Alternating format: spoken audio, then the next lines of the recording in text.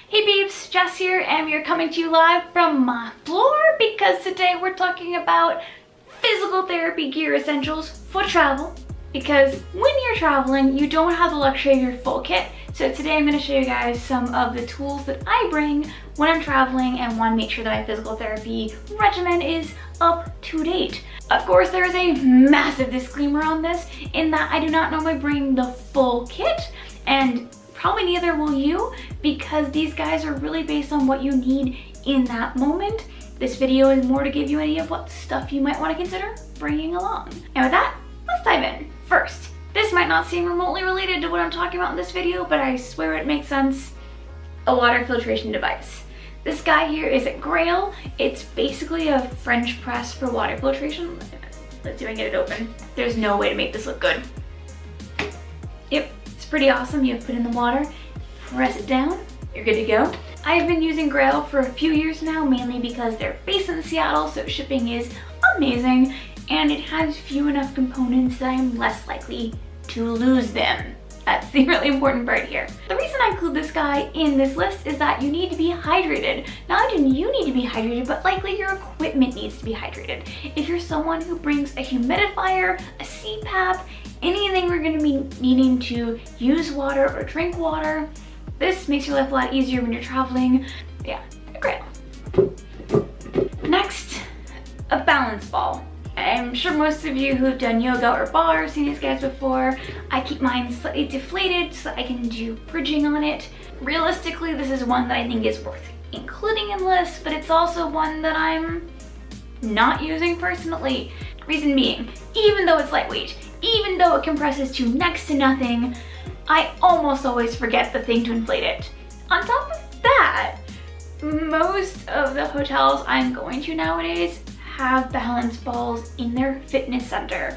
So I might be able to get one and not have to bring another piece of equipment that I'll forget, because I would totally forget this. But again, it's lightweight, you can compress it next to nothing, and for someone who's doing a lot of modified exercises, this is a back saver. Next, a miniature tiger tail.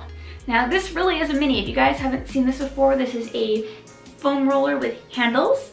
Pretty awesome, but this is the teeny beanie guy. This is the normal one.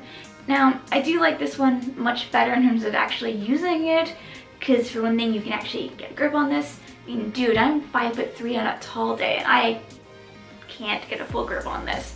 So that does mean that if you don't have full grip strength, this guy is not super great. I mean, seriously, you could just put this in your jet luggage if it's a problem. That's what I would recommend. For someone who only has carry-on though, this is a great size. It's good for doing point pain. It's also good for just rolling things out. It's a really great multitasker, because even in physical fitness, we are Elton Brown multitasker fans here at this channel. Next, a ball.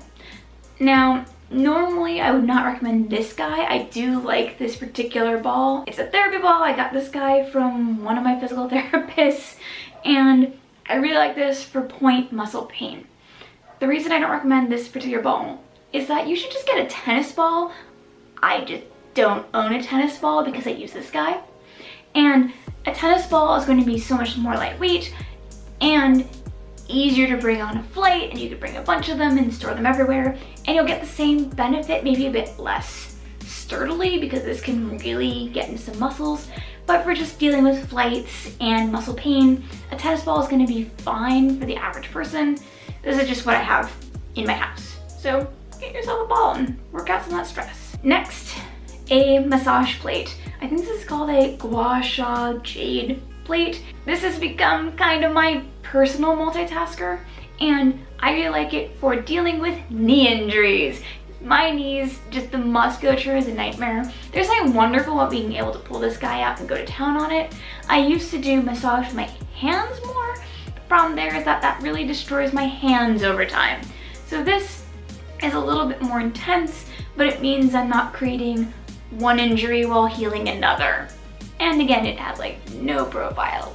It's pretty spiffy that way. Next, resistance bands, because you probably forgot to pack them. These guys, for those of you who are new to the physical therapy game, are pretty much the all-in-one amazing thing for doing a lot of leg muscle work, arm muscle work, you name it, it does it, and it's lightweight.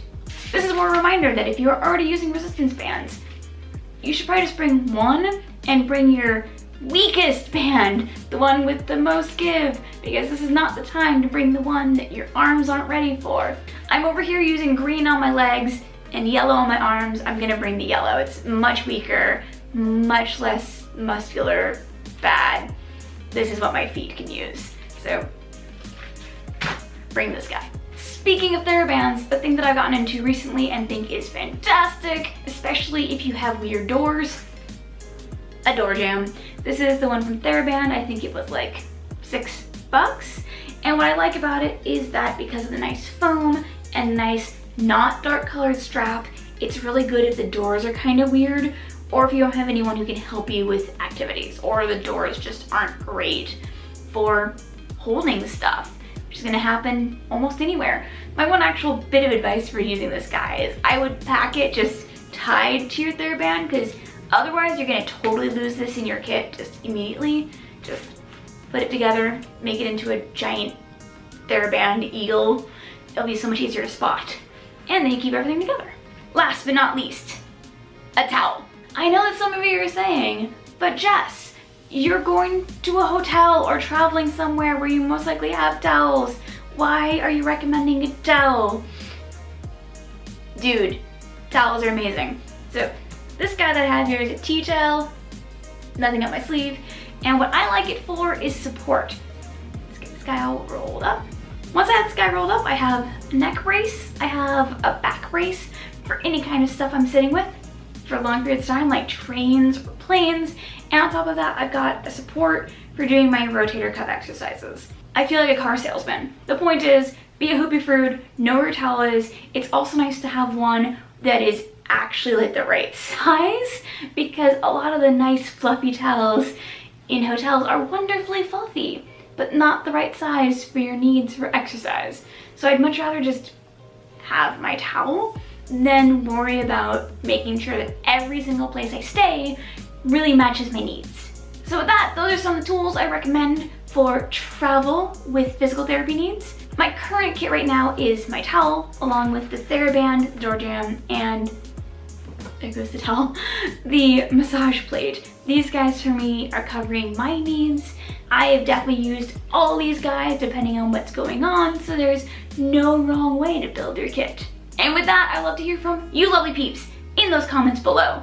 What do you put in your physical therapy kit? Do you go for different kinds of foam rollers? Do you go for there's a whole like world of TheraBands out there? I want to hear all about it, because there's always different ways to make your kit more awesome. And that's just awesome, period. With that, I'll catch you lovely peeps next time. Laters!